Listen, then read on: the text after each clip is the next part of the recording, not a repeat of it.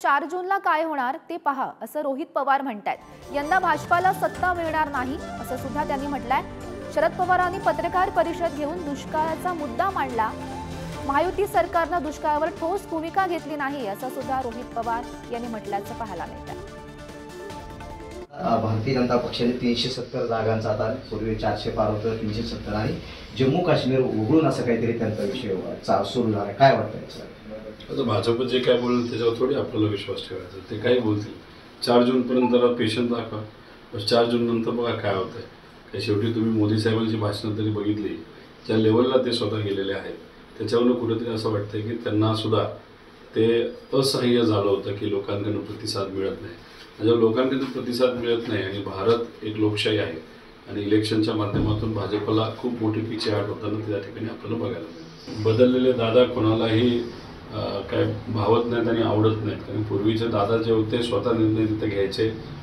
जर अशी एखादी चुकीची घटना घडली असेल तर तिथं लगेच कारवाई करा असं दादा बोलले असते। पण आज दुर्दैवाने त्यांचे हात बांधले गेलेत का काय दुसरी अडचण आहे हे आज तरी सांगता येणार नाही। त्यामुळे एका बाजूने दंगेकर साहेब जे बोलले ते बरोबरच आहे आणि तुम्ही जर ती घटना बघितली त्याच्यामध्ये दुर्दैवाने ती घटना घडली, त्याच्यामध्ये 2 युवांचा मृत्यू झाला। तर त्याच्यामध्ये जो जबाबदारी त्यांना तर पोलिसांनी पकडलंच आहे, पण त्याच्याचबरोबर सिस्टमचा जो एरर आहे म्हणजे सिस्टम ज्या पद्धतीने कमकुवत होत चाललेली आहे, फक्त पैसा असणाऱ्या लोकांचं सत्तेत असणाऱ्या लोकांचंच जर सिस्टम ऐकत असेल तर सामान्य लोकांचं कधी ऐकणार। त्यामुळे ह्या सगळ्या घटना खरं तर फार महत्त्वाच्या आहेत, कारण तुम्ही जर बघितलं तर मुंबईला जो फरक पडला होता त्यात 14 लोक मरण पावली होती।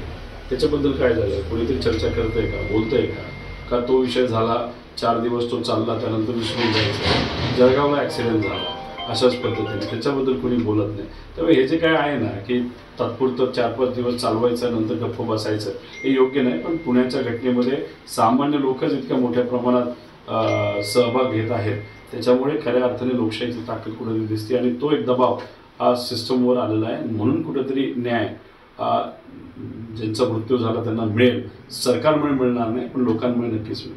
आपण पाहिले की महाराष्ट्रामध्ये खूप मोठ्या प्रमाणामध्ये पाणी टंचाई आहे। महिलांना डोक्यावर हंडा काही किलोमीटरवरून पाणी आणावं लागतं। एक दुष्काळाचं भीषण संकट आहे।